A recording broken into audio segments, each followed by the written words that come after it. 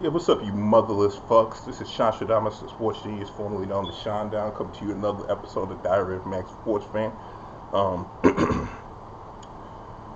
but this podcast is going to segue away from sports so much because not a lot of you assholes even like, understand, or even want to hear about sports. You just be tuning in out of loyalty to me, which I appreciate, and to hear me fucking cuss and rant, which is cool, but it needs substance. I don't want to just come on here and you not fucking understand what I'm talking about. So what I'm gonna do is I'm gonna start talking about TV shows and movies and stuff like that directly, which I'm going to start doing today on this episode. I'm going to talk about why the Tommy Show, which is power number 4 force, is some bullshit and why people don't like it.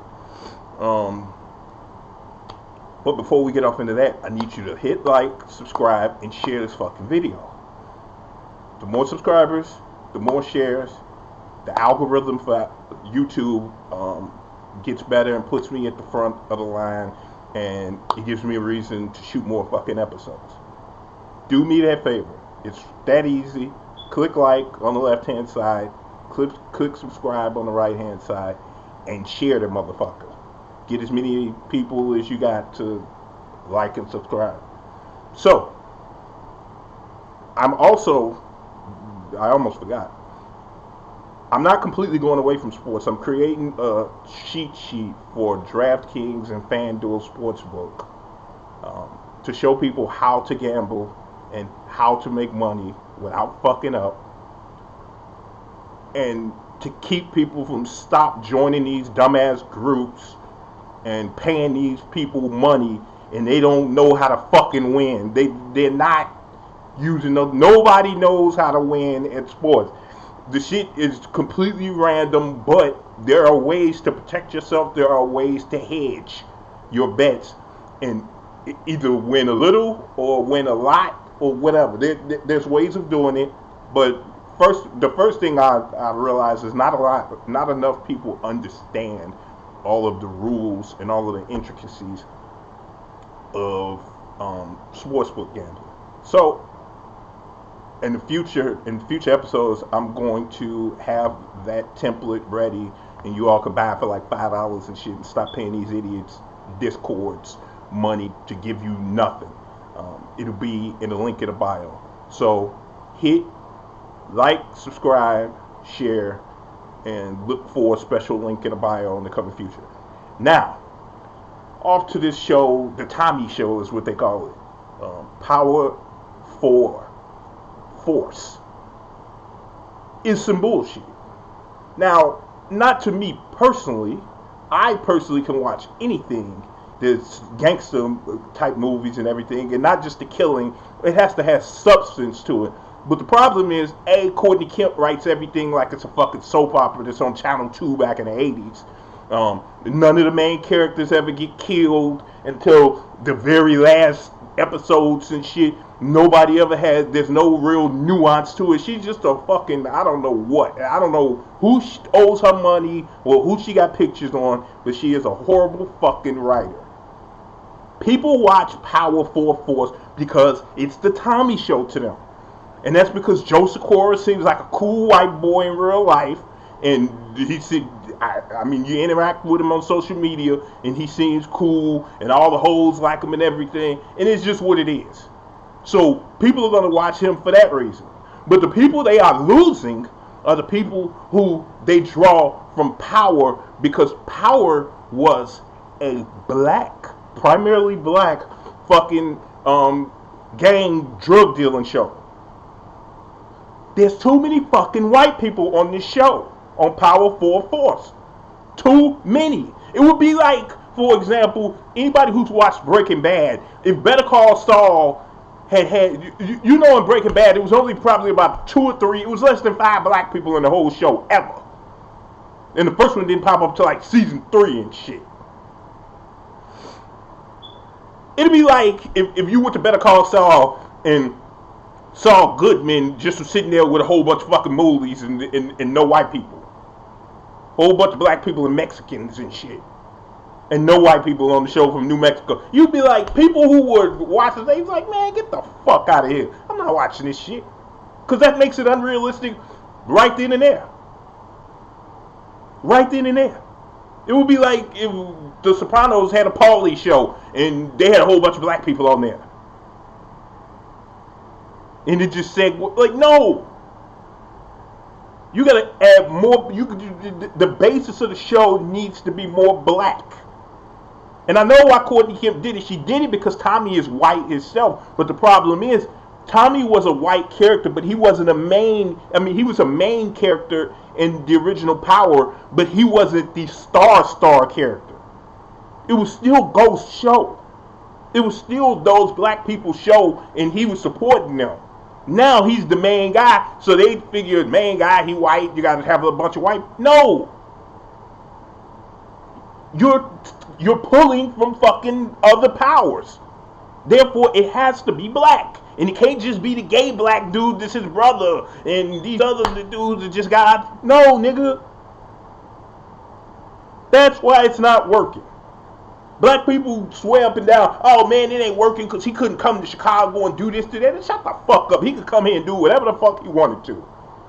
Because if y'all so fucking tough, how come Jason Van Dyke walking around right now after he killed Quan McDonald? He ain't even a cop no more and you wouldn't dare go near him. How come fucking George Zimmerman is still walking around breathing? How come fucking Kyle Rittenhouse, how come he's still walking around doing podcasts, talking shit, taking pictures with Trump, and doing the thumbs up and all that racist shit that they out there doing?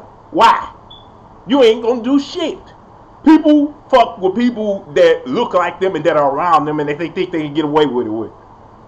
If some white motherfucker showed up, first of all, you're gonna think he Med Daly's or fucking Rahm Emanuel's nephew or some shit, so you're gonna be scared to touch him then. You're going to find a reason not to touch him. That's not why it's phony. It's phony because nobody wants to watch that fucking show with a primarily white cast. You might as well be the fucking Godfather. I personally can watch it because, like I said, I can watch all that shit. Breaking Bad, The Godfather, The Sopranos, Goodfellas, any fucking thing. I can watch it all. So that's why I can see it, and I'm a realist, I'm an honest person, and people call me an asshole for it, which I might be, but whatever. Fuck you. Anyhow, that's the power. Billions ain't never gonna be no bull. Ain't never gonna be good again until they get axed back. Period. I don't give a fuck who they get on this show. First of all, ain't nobody scared of Chuck bow-legged ass. I'm tired of everybody being scared of Chuck on this show. Chuck should have got hit a long time ago, and I know it's not popular to talk about hitting a politician or nothing like that. Dude, this is TV. It's not real life. They don't want to have him hit because it's based on some real life shit where Preet Bharara was going after Stephen Cohen, the dude that owns the Mets now. Stephen Cohen was the original Axe. But the problem is this. The type of beef that Axe and Chuck has is personal. The type of like it's more than just business. Preet Bharara, I don't know if it was if they knew each other and it was personal or something like that, but it was supposedly just because dude was inside a trade. Like Stephen A. Cohen wasn't fucking or didn't like dude's wife or some shit like that. Stephen A. Cohen didn't like Preet Bharara's wife or something. Well, it wasn't no personal relationships and shit involved. Dude, Chuck gotta get hit. That's first of all. It's just too much phony shit. Everybody ain't scared of this nigga. Not all them billionaires. I just saw a fucking I just saw something on social media where a billionaire basically put out a hit on fucking Putin in Russia. The dude was like, man, I'll pay you $1 million to arrest you. Get the fuck out. You know Putin ain't going in no handcuffs. You bet that $1 million is a hit. Fuck out of here. I done seen enough mafia shows. I done hung out with enough people in neighborhoods in Chicago. I'm from Southside. And I'm not one of those Stephen A. Smith type people where they think, oh man, I'm from New York. I'm from Southside. Like that means something. Because there's plenty of pussies everywhere. But I'm not one of them. I've hung around and been around some of the biggest G's around. I know talk for a hit. That dude put out $1 million. That's a fucking hit. Because they know damn well Putin ain't going in cuffs. That's not going to happen. Dude is a fucking dictator, basically. You like, get the fuck out of here. That's why Chuck got to go on Billions. That dude Corey Stoll is a hell of an actor. I loved him when he was in House of Cards. I loved him when he played on the Many Saints of Newark as Uncle June. That's one of the reasons why I liked the show. I didn't even like the Many Saints of Newark, but I like Corey Stoll on there. But he's not Axe. It would have been like back in the day when they was talking about Robert Culp was going to replace what's his name is J.R. Ewing on Dallas, Larry Hagman. The fuck out of here. That's never going to work. That was never going to work. And they actually pulled it right now. And it's not going to work.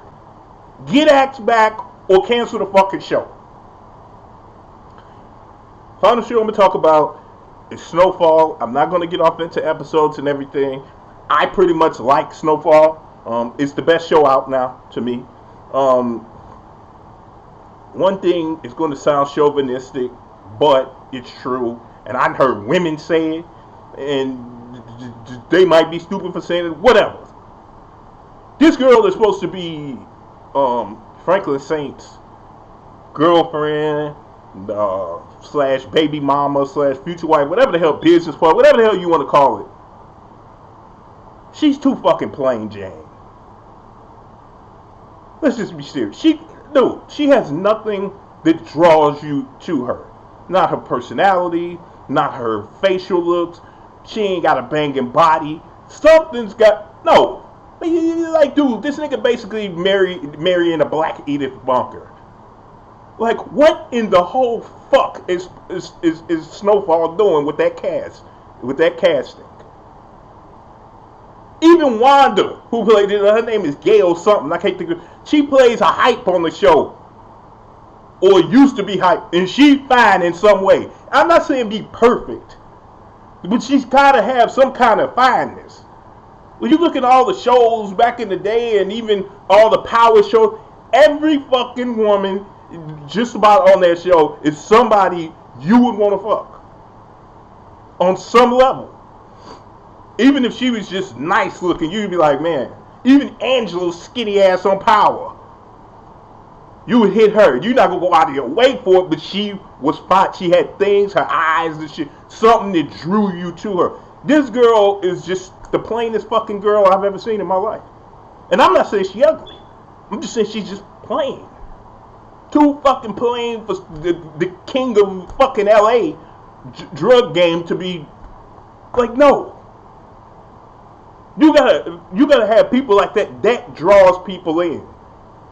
But another thing I see coming about Snowfall, and this shit is gonna come to a head right now. Teddy McDonald gotta go.